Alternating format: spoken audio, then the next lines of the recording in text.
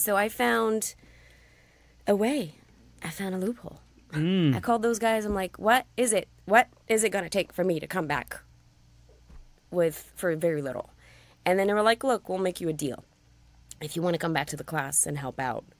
Oh. Because you were that good. Do some... No. Oh. I was just...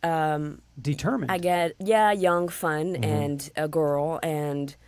You know, I guess nice to be around when they're all like the dudes and they know each other. It's been years. It's nice to have a fresh face. And they have a couple people, younger people, come in to help. And they were like, if you want to come and help out at the class, you get to train for a couple minutes for free. I'm like, oh, okay. Nice. So I did that for actually almost 4 years. Wow. Up at Willow Springs? No, we were, sorry. It's okay. We were in Camarillo at the airport. It's Bobby Orr Motorsports. Yeah. And so I would go for 3 days every month, help out. I started being what we call the cone bitch. So when the students come and they knock off a cone, which they do every 5 seconds, because they don't know. You're putting the cones back up. Set them back up. You're running on the tarmac and you're putting it back up, whether it's, you know, hot, cold, or whatever. You're out there and then you're picking up the cone. But that was a lot of fun because, you know, it's a very fun world, and it was a lot of dudes, and I thrive. Women don't usually like me, so I like guys better. I think women are very competitive with one another. That's what I've found. That's very catty. I try to make a lot of girlfriends.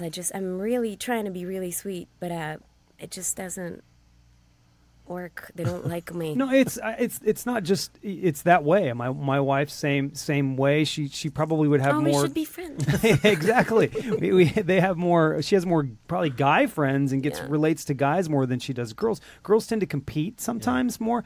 That's generalizing. Not all girls are that way, but I've seen it. I've seen it in action. So I agree that's probably the case. So has that been the gig that's done the most for you? Yes. That is the only thing that allowed me to get where I'm at today. That's so cool. In a way faster way than if I had to pay for my trainings, because, you know, it gets really expensive. Right. So I would go for 3 days, and then once the students get to lunch, I got to take a car and then drive it around the course and do the same things over and over and over and over again for thousands of times.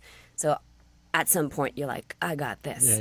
I got this. And so I worked my way up to becoming an instructor over there. So when Jim didn't want to perform a stunt, he would just tell me, okay, go show them. And then pressure's on, because if you fuck up, and you do fuck up, you know, it's like a muscle. Yeah. Right. Even a month without Repitition. practicing, the first time you're going to do it, you might fuck up and just hit a cone. And so it's like, oh, now I got to show people. Okay. And, you know, you're woman, so they're like, the fuck are you? Get the fuck out of it. What? And guys, it's funny how women taking the class were so much better than guys. Yeah. Because the ego doesn't get in the way. The dudes were just trying to go too fast. I already know how to do this. Yeah, I know how to drive. I'm a man. And so they would go fast and just spin it around and be like, yeah. I'm like, that's not the point. Everybody can spin a car around. It's like, we're asking you to control it. And girls were like, oh, I do this. On the mark, you're like, there you go, because they listen. They do more. They're more, and the ego is just critical in their thinking a little bit more. Yeah, way more applied and way more studious. It's just easier to teach women. Actually, it's very funny. That's interesting. Yeah. So you did this. There's a long list here. Animal Kingdom. You did this is all your stunt driving. Yes. You did. Where is it? Once Upon a Time in Hollywood. That was fun. Yeah, no. So I haven't watched that film yet, but what did that entail? Nothing crazy. That one was just driving. So that's the thing on sets. It's rare because I'm still at a baby level. It's rare when I have to do a big stunt. I do the big stuff. I think the biggest, most fun day I would say was my first job. Jim gave me my first job on a show called Fameless. It's a prank show with. David Spade. Okay. David Spade created it, and so we pranked people. I was playing a bad driver who had a license revoked, and then I had to learn with them. And so they were doing a reality TV show. Gotcha. Telling me, and they would shock me. I had bracelets, fake. I mean, crazy plot.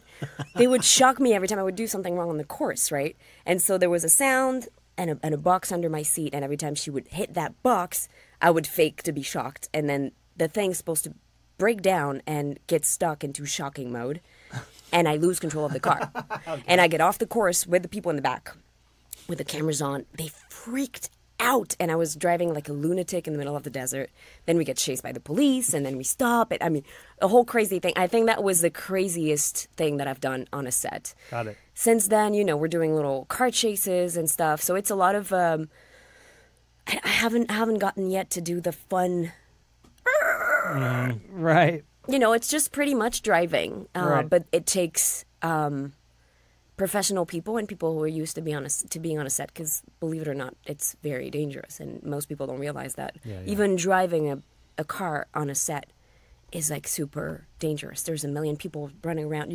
Something can go wrong at any point in time, and that's why they need to bring people who've done it. Yeah, right. Of course. So our listeners can understand how are you tied to if you're out doing driving? You're on set, but you're not anywhere near like the crew, right? Like how do you stay choreographed with stuff with cameras and? Oh, so that's all with a stunt coordinator. Okay. So the main way I got in mainly was because I was at that class.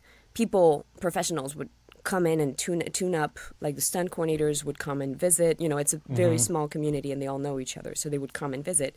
They would see you drive a couple times, and more and more and more. And they're like, oh, maybe she's not that bad, and she's consistent, and maybe she can be trusted. And you make friends, and that's the only way they can get to trust you, to bring you on a set to begin with. And so I started doing precision driving. So it's pretty much just basic driving on sets, on big sets. And I got to learn so much because you have a radio, and you got. That was my.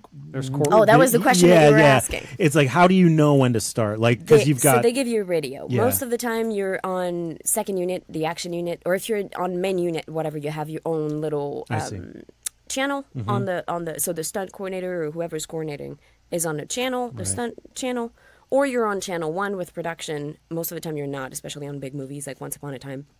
We were actually on channel 1 that time, but it depends. You just switch. Right. And so the coordinator will tell you, he gets the info from the director. The director relates, okay, we need, the stunt's going to be this, or the action is that, and the main car is going to be doing this, and then the others are going to be doing that. So that's the action. And then the stunt coordinator, we have a meeting outside of the car first to make sure that everything is, you know, everybody knows what they're doing. And then once you're inside the car, you have your radio. And so that's the part that's, to me, the most important, the communication. And that's what sometimes when problems happen, it's pretty much, you can bet it's because miscommunication.